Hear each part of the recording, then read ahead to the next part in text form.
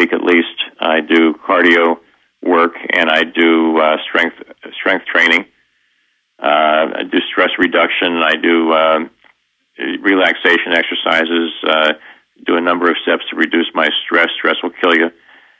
Chronic stress will kill you. You can be doing everything right, and stress can bring it all down. So I see an anti-aging doctor. My doctor is skilled and trained in anti-aging medicine. Not a traditional doctor who's trained to fix something when it goes wrong. He's basically trained to keep things from going wrong in the first place. So a number of these strategies, I employ. You can get my book. I mean, you can buy it on Amazon, but it's called Life Extension Express. But better yet, you can get a free downloadable copy at maxlife.org. Is that? And that could be a huge lifesaver. That book in itself. I basically compiled all the wisdom and knowledge that I came up with as related to life extension from all the gurus and experts and scientists that I've had the good fortune to get to know over the past 10 or 15 years. And I distilled it down into one book, and it's a nice handbook for your own personal longevity. That's extraordinary. Thank you, by the way, for offering that as a free download from your site. Of course, sure. Thank you. Talk about the population concern. There will be many people's minds of if you extend life for more people, you will overpopulate the planet and ruin the planet. It won't be habitable. It won't be sustainable, yada, yada, yada. What is your response to this? Well, that's a logical concern, Kim. On the surface, it looks like it's a reasonable, logical thing that would happen. We have too many people, limited resources, and we're going to run out of resources, and people are going to starve and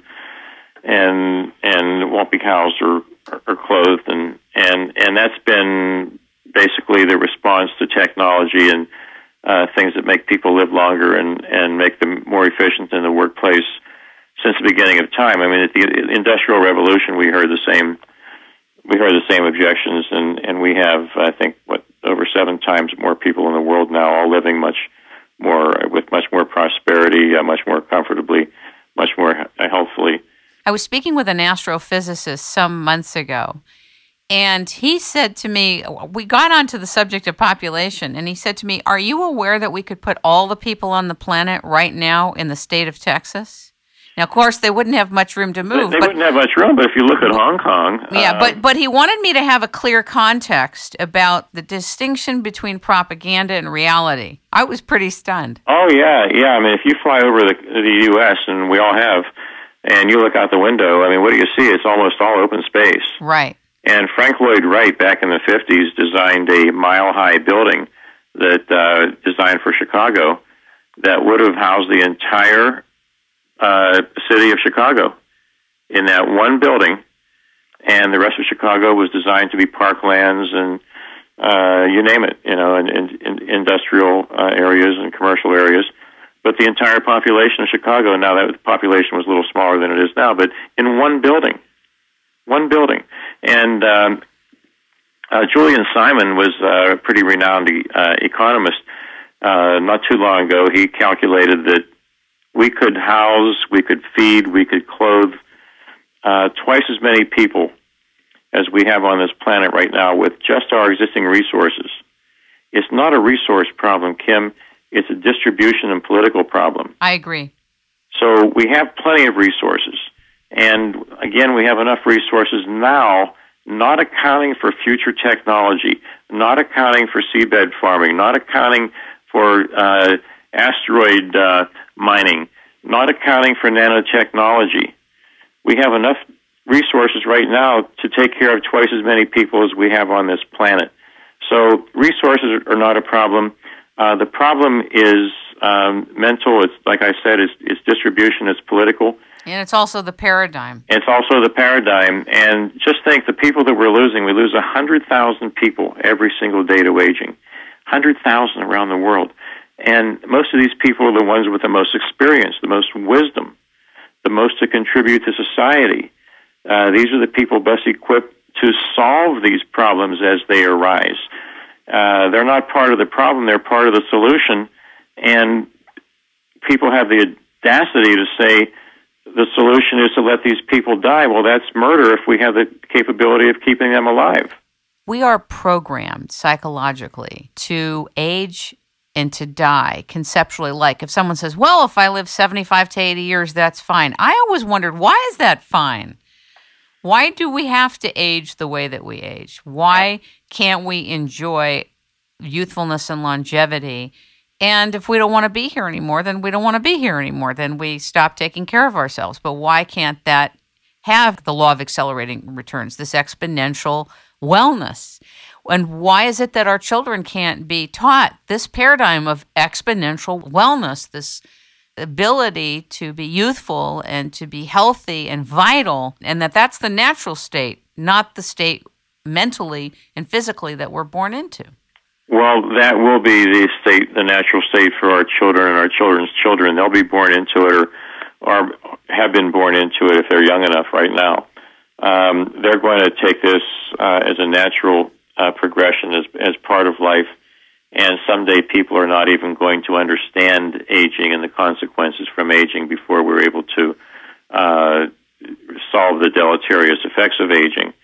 But until now, we didn't have a choice, Kim. I mean, we always had the desire for youth and longevity. We always had the desire to live for a long, long time.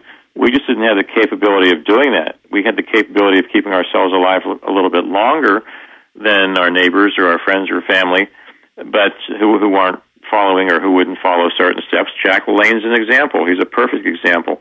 Look at the lifestyle he's led, but he's still going to die unless something happens. And so although people wanted this and have always wanted it, it's been a dream for thousands and thousands of years since the beginning of recorded history and well before that, I'm sure. People didn't have any choice. They saw their parents and their grandparents, if they ever even knew their grandparents, because people didn't live very long in those days.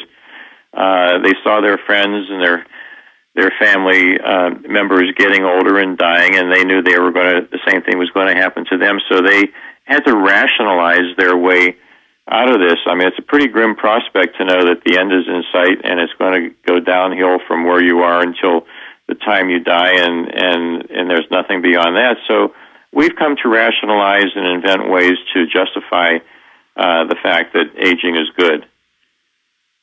I don't buy into that because we now have an option, or will have an option, and once we have that option, then I think these old memes are going to fade away.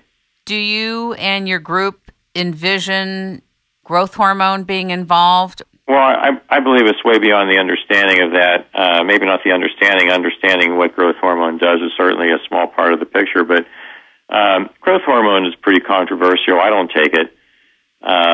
It may be pro-aging. I mean, it definitely makes you look better and feel younger and act younger, but it may kill you sooner. We just don't know enough about it yet. And I know a lot of smart doctors and a lot of smart people incorporate it into their lives in very low doses if they're really smart. A lot of other smart people stay away from it. They wouldn't touch it with a 10-foot pole. And there's just not enough data out there yet, but we do know that it has its downsides as well. I heard doing an interview a few weeks ago that it's derived from E. coli. I was in shock. Yeah, I didn't know that. I was in shock. You know, if you're into vibrational medicine too, yeah. then you really pay attention to these things.